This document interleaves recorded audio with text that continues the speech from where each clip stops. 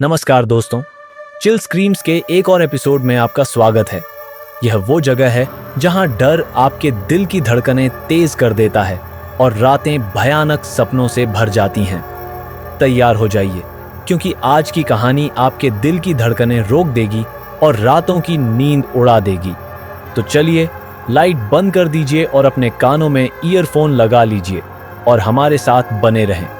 Channel को subscribe करें, क्योंकि यहाँ हर कहानी होती है डर से भरपूर।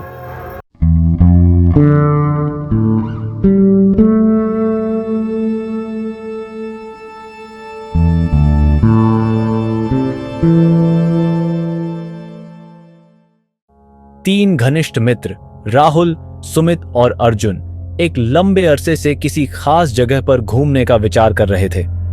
वे तीनों शहर के व्यस्त जीवन से दूर कहीं प्राकृतिक सुंदरता के बीच कुछ दिन बिताना चाहते थे। काफी सोच विचार के बाद उन्होंने पश्चिम बंगाल के कुख्यात लेकिन बेहद खूबसूरत हिल स्टेशन डॉ हिल जाने का निर्णय लिया। यह स्थान रहस्यमयी घटनाओं और डरावनी कहानियों के लिए जाना जाता था, लेकिन तीनों दोस्तों को रोमांच की तलाश थी। इस जगह की प्राकृतिक सुंदरता के अलावा वहां का रहस्य उन्हें और भी आकर्षित कर रहा था। यात्रा से कुछ दिन पहले तीनों ने उत्साह से अपनी छुट्टियों की योजना बनाई। राहुल ने ट्रेनों की टिकट बुक की, सुमित ने ठहरने के लिए डॉ हिल में एक पर्यटक लॉज की व्यवस्था की और अर्जुन ने कैमरा और बाकी जरूरी चीजों का प्रबंध किया। तीनों दोस्तों के मन में यात्रा की रोमांचक कल्पनाएं चल रही थीं। वे सोच रहे थे कि कैसे हरे भरे जंगलों और ऊंची पहाड़ियों के बीच वे एक अविस्मरणीय समय बिताएंगे। यात्रा के दिन सुबह सुबह वे ट्रेन में सवार हुए। ट्रेन धीरे धीरे शहर के शोर से दूर घने जंगलों और पहाड़ी रास्तों पर बढ़ने लगी। खिड़की से बाहर झांकते हुए वे डॉ हिल के खूबसूरत नजारों का आनंद लेने लगे। रास्ते में कभी ऊंची नीची पहाड़ियां दिखती तो कभी गहरे घाटियां और दूर तक फैले जंगल। ठंडी हवा और ऊंचाई की वजह से तापमान में भी बदलाव महसूस हो रहा था। यह सब देखकर उनके उत्साह का ठिकाना नहीं था। कई घंटों की यात्रा के बाद वे आखिरकार डॉ हिल पहुंचे। स्टेशन से बाहर निकलते ही हिल स्टेशन की ठंडी हवा ने उनका स्वागत किया। चारों ओर हरे भरे पेड़, ऊंची ऊंची चोटियां और सन्नाटा, सब कुछ बेहद शांत और रहस्यमयी लग रहा था। स्टेशन के पास एक छोटी सी जीप ने उन्हें उनके बुक किए गए पर्यटक लॉज तक पहुंचाया। लॉज एक ऊंची पहाड़ी के किनारे स्थित था, जहां से पूरे शहर का नजारा दिखता था। लॉज की बनावट पुरानी थी, लेकिन अंदर की सजावट एकदम आधुनिक थी। राहुल ने लॉज के रजिस्टर में एंट्री की और लॉज के मालिक ने उन्हें बड़ी गर्मजोशी से कमरा दिखाया। कमरा साफ सुथरा था और उसमें से हल्की लकड़ी की सुगंध आ रही थी। कमरे में एक बड़ा खिड़की वाला बालकनी था, जहां से पहाड़ियों और जंगलों का दृश्य बेहद आकर्षक लग रहा था। कमरे में आकर तीनों ने अपने अपने सामान को व्यवस्थित किया और आराम से बैठ गए। सुमित ने कहा, चलो जल्दी से कुछ खा लेते हैं, फिर बाहर घूमने चलेंगे। वे पास के एक छोटे से रेस्तरां में गए और वहां के स्थानीय व्यंजनों का आनंद लिया। भोजन करने के बाद तीनों ने फैसला किया कि वे डॉ हिल के आसपास के प्रसिद्ध स्थानों का दौरा करेंगे। पहले दिन की दोपहर वे एक घने जंगल की ओर निकल पड़े। यह जंगल दूर दूर तक फैला हुआ था और कहा जाता था कि इस जंगल में कई लोग रहस्यमय तरीके से गायब हो गए थे। यह सोचकर उनके दिलों में थोड़ा डर था, लेकिन रोमांच की भावना ने डर को पीछे छोड़ दिया। रास्ते में चलते हुए वे ऊंचे ऊंचे देवदार के पेड़ों के नीचे से गुजरे। पेड़ों की ऊंचाई इतनी अधिक थी कि सूरज की किरणें मुश्किल से जमीन तक पहुंच रही थीं। जंगल के अंदर का माहौल अजीब सा शांत था। पक्षियों की आवाजें भी सुनाई नहीं दे रही थीं और सिर्फ उनके कदमों की आहट जंगल की सन्नाटे को तोड़ रही थी। कुछ ही देर में वे एक पुराने और रहस्यमयी मंदिर के पास पहुंचे। यह मंदिर सैकड़ों साल पुराना था और इसकी दीवारों पर अजीबोगरीब नक्काशियां बनी हुई थीं। वहां के स्थानीय लोग मंदिर की पूजा करते थे, लेकिन वे इस मंदिर के आसपास के इलाकों में अकेले जाने से डरते थे। उन्होंने मंदिर के बाहर खड़े होकर कुछ तस्वीरें लीं और फिर वापस लौटने का फैसला किया। रास्ते में उन्होंने और भी कई छोटे बड़े आकर्षणों का दौरा किया। तीनों ने बहुत मस्ती की, लेकिन उनके दिल में कहीं ना कहीं एक अजीब सी बेचैनी भी थी। यह जगह जितनी खूबसूरत थी उतनी ही डरावनी भी लग रही थी। पहले दिन की थकान के बाद रात को वे जल्दी सो गए, लेकिन सुबह सुबह उठने का उत्साह उनमें फिर से जाग उठा। अगले दिन का प्लान था एक प्रसिद्ध झरने को देखने जाना, जो उनके लॉज से कुछ ही दूरी पर था। सुमित ने सबसे पहले उठकर राहुल और अर्जुन को जगाया। चलो जल्दी करो, नहीं तो झरने के पास भीड़ हो जाएगी, सुमित ने कहा। राहुल और अर्जुन भी जल्दी तैयार हो गए। सुबह के ठंडे मौसम में वे तीनों ताजगी महसूस कर रहे थे। 6 बजे के आसपास वे लॉज से बाहर निकले और झरने की ओर पैदल ही चल पड़े।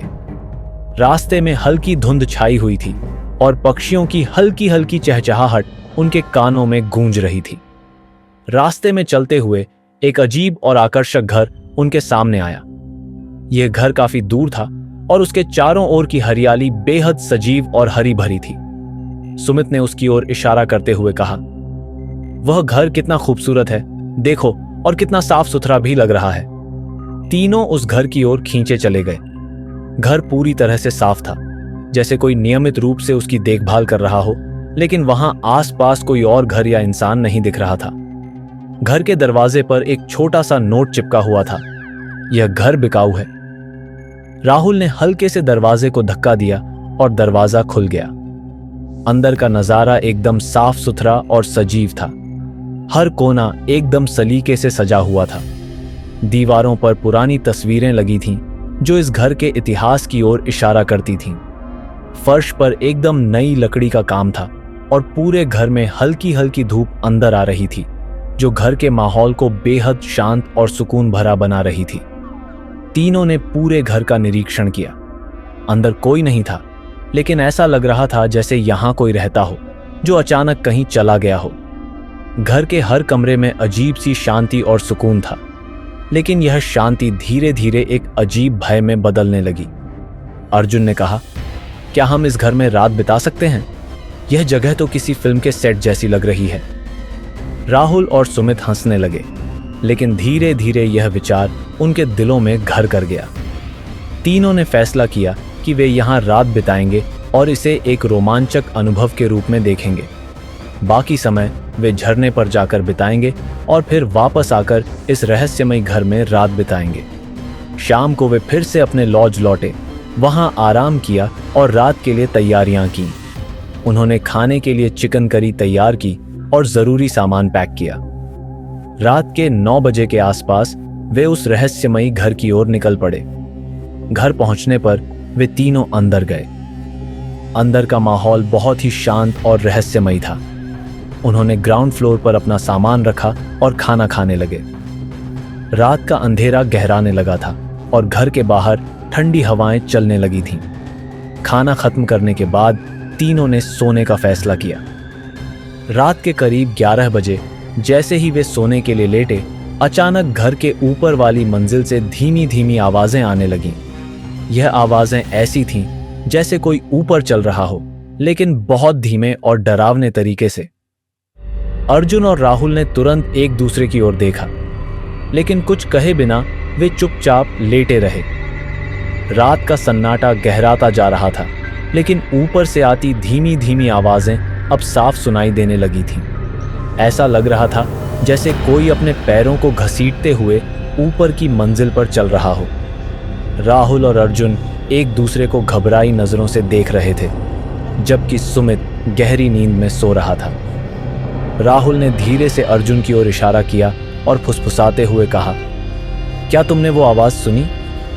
अर्जुन ने सिर हिलाते हुए धीरे से जवाब दिया, हाँ, मुझे भी सुनाई दी। ये आवाजें कहां से आ रही हैं? दोनों ने तय किया कि वे चुपचाप लेटे रहेंगे और आवाजें बंद होने का इंतजार करेंगे। लेकिन जैसे जैसे समय बीतता गया, आवाजें और तेज होती गईं। अब यह आवाज साफ थी, जैसे कोई ऊपर वाली मंजिल पर चल रहा हो, लेकिन किसी इंसान के चलने की तरह नहीं। वह आवाज बहुत अस्वाभाविक और डरावनी थी। अर्जुन ने अपने बिस्तर से उठने का मन बनाया, लेकिन राहुल ने उसे रोकते हुए कहा, रुको, कहीं ये हमारी कल्पना तो नहीं? सुमित को जगाओ, उसे भी सुनने दो। अर्जुन ने धीरे से सुमित को जगाया। सुमित ने नींद में आंखें खोलीं और बोला, क्या हुआ यार, क्यों उठा दिया? तुम सुन नहीं रहे? ऊपर से कुछ अजीब आवाजें आ रही हैं, राहुल ने जवाब दिया। सुमित थोड़ी देर ध्यान से सुनने लगा। अब वह भी डर महसूस करने लगा था। तीनों एकदम चुप होकर उन आवाजों को सुन रहे थे और तभी सुमित ने कहा, क्या कोई ऊपर है? हमें जाकर देखना चाहिए। राहुल और अर्जुन ने सुमित की बात पर हामी भरी, लेकिन वे तीनों भी बहुत डरे हुए थे। अर्जुन ने कहा, पहले हमें यह देखना होगा कि आवाजें कहां से आ रही हैं। हम सभी एक साथ चलेंगे, कोई अकेला नहीं जाएगा।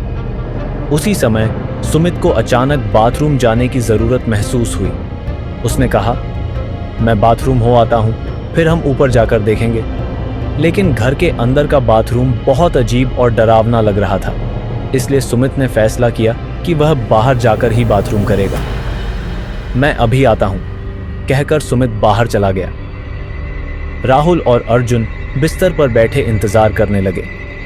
कुछ मिनट बीत गए, लेकिन सुमित वापस नहीं आया। पहले तो उन्होंने सोचा कि वह शायद बाहर ही कहीं रुका होगा, लेकिन धीरे धीरे उन्हें बेचैनी होने लगी। राहुल ने अर्जुन से कहा, सुमित को बाहर गए काफी समय हो गया है, वो अब तक वापस क्यों नहीं आया? दोनों ने इंतजार करना जारी रखा, लेकिन सुमित का कोई अता पता नहीं था। अब उनकी चिंता बढ़ने लगी थी।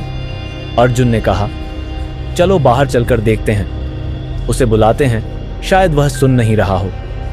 दोनों जल्दी से उठे और दरवाजा खोलकर बाहर की ओर बढ़े।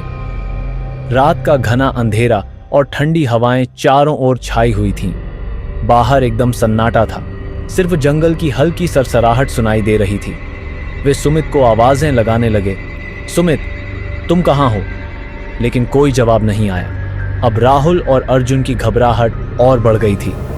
वे चारों ओर देख रहे थे, लेकिन सुमित का कोई निशान नहीं था। अचानक अर्जुन ने कुछ दूर पीछे के आंगन की तरफ इशारा किया। क्या वो सुमित है? राहुल ने ध्यान से देखा, लेकिन अंधेरे में उन्हें कुछ साफ नहीं दिख रहा था। दोनों डरते डरते आंगन की ओर बढ़े। वहां का माहौल बहुत ही अजीब था। हवा में अजीब सी गंध फैली हुई थी और जमीन पर सूखे पत्तों की सरसराहट हो रही थी। दोनों एक दूसरे के पीछे चलते हुए आंगन में पहुंचे, लेकिन वहां सुमित कहीं नहीं था। अब उनका डर और भी बढ़ गया था। अचानक से घर की ऊपरी मंजिल से एक और अजीब आवाज आई। इस बार यह आवाज साफ थी, जैसे कोई किसी चीज को घसीट रहा हो, और उसी समय घर के अंदर से एक अजीब सी दुर्गंध आने लगी। ये गंध बहुत भयानक थी, जैसे किसी सड़ी गली चीज की हो। राहुल ने अर्जुन की ओर देखा और कहा, कुछ तो गड़बड़ है, ये आवाजें और ये गंध, ये सब कुछ ठीक नहीं लग रहा, हमें यहां से निकल जाना चाहिए। लेकिन अर्जुन ने हिम्मत दिखाते हुए कहा, नहीं, हमें सुमित को ढूंढना होगा, वो कहां गायब हो गया। अब दोनों ने तय किया कि वे ऊपर जाकर देखेंगे।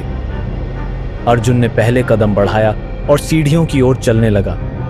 सीढ़ियां अंधेरे में डूबी हुई थीं और हर कदम पर एक अजीब सी चीख सुनाई दे रही थी, जैसे घर की दीवारें खुद किसी दर्द से कराह रही हों।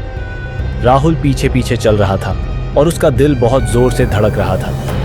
जब वे ऊपर पहुंचे तो अंधेरा और भी गहरा था। हल्की हल्की रोशनी सीढ़ियों से आती हुई ऊपर के कमरे में जाती थी। अर्जुन ने आगे बढ़कर देखा और वह सन्न रह गया। सामने फर्श पर सुमित बैठा था, लेकिन उसकी हालत अजीब थी। वह बिना हिले डुले अपनी जगह पर बैठा हुआ था। उसकी आंखें खुली थीं, लेकिन उनमें कोई जीवन नहीं दिख रहा था। ऐसा लग रहा था जैसे उसकी आत्मा उसके शरीर से गायब हो चुकी हो। राहुल ने सुमित को आवाज दी, सुमित, तुम ठीक हो? बोलो कुछ। लेकिन सुमित ने कोई प्रतिक्रिया नहीं दी। वह एक जगह स्थिर बैठा रहा, बिना कोई हरकत किए। उसकी आंखें बस खाली घूर रही थीं और उसका शरीर एकदम जड़ हो चुका था। अर्जुन ने डरते हुए उसके कंधे पर हाथ रखा, लेकिन वह फिर भी हिला नहीं। राहुल ने घबराते हुए कहा, क्या हो रहा है यहाँ? सुमित को क्या हुआ है? राहुल और अर्जुन अब बहुत डरे हुए थे। सुमित की यह हालत देखकर उनकी घबराहट और बढ़ गई थी। उन्होंने उसे उठाने की कोशिश की, लेकिन सुमित एकदम पैरालाइज्ड था। उसकी सांसें चल रही थीं, लेकिन वह बिल्कुल भी प्रतिक्रिया नहीं कर रहा था। रात अब और भी डरावनी हो चुकी थी। दोनों ने तय किया कि वे तुरंत गांव के लोगों से मदद मांगेंगे। रात का अंधेरा अब धीरे धीरे खत्म हो रहा था और सुबह की हल्की रोशनी फैलने लगी थी।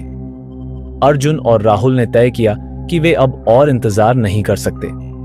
सुमित की हालत इतनी खराब थी कि उसे अकेला छोड़ने का कोई सवाल ही नहीं था, लेकिन उन्हें मदद भी चाहिए थी। अर्जुन ने राहुल से कहा, मैं पास के गांव जाकर किसी को बुलाता हूं, तुम सुमित के साथ यहीं रहो और कोशिश करो कि उसे होश में लाओ। राहुल ने डर के साथ सिर हिलाया। वह खुद भी बहुत घबराया हुआ था, लेकिन सुमित की हालत ने उसे और ज्यादा परेशान कर दिया था।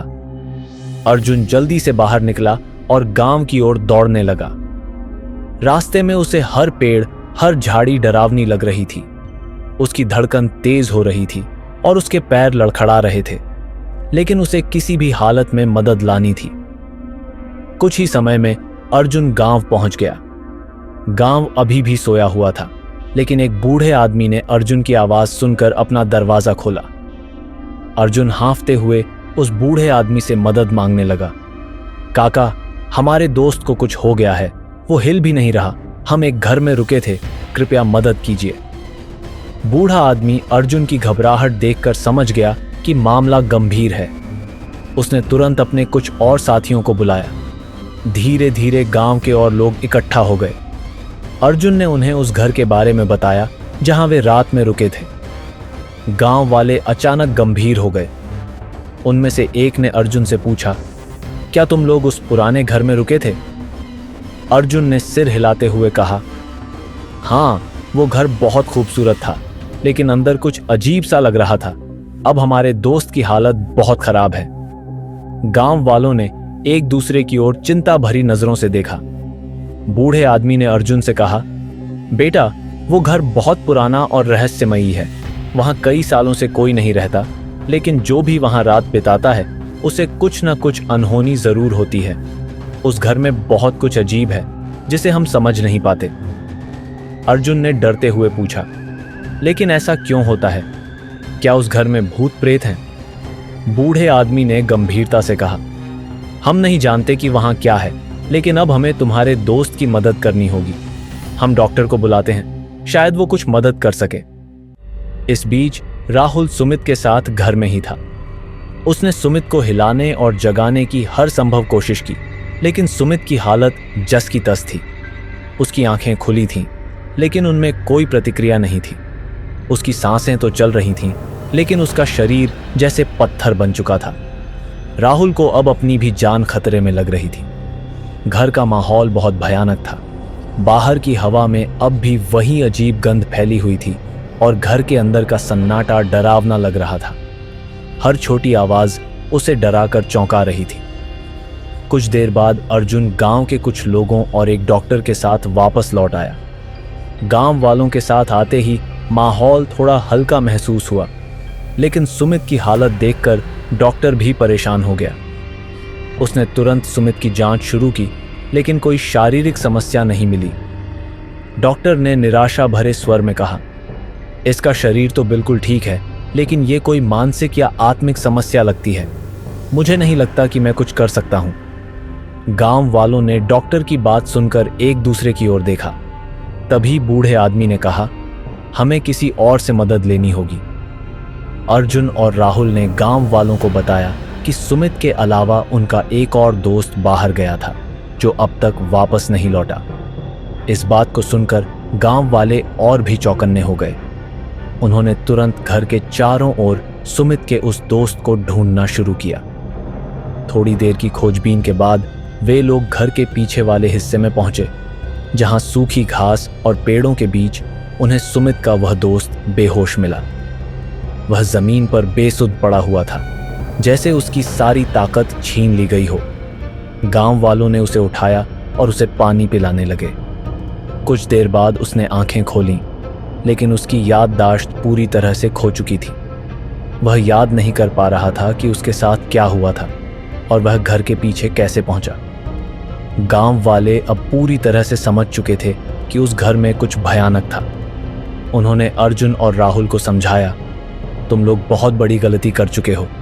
इस घर में कभी कोई रात नहीं बिताता। जो भी यहाँ रुकता है उसे अजीब अनुभव होते हैं।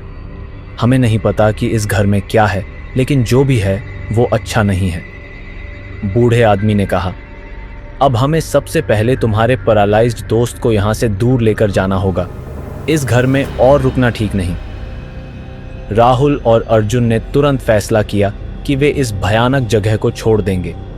गांव वालों की मदद से उन्होंने सुमित को उठाया और गांव की ओर लौट चले। अब भी वो दोस्त पूरी तरह से लकवाग्रस्त है और किसी को नहीं पता कि उनके साथ असल में क्या हुआ था।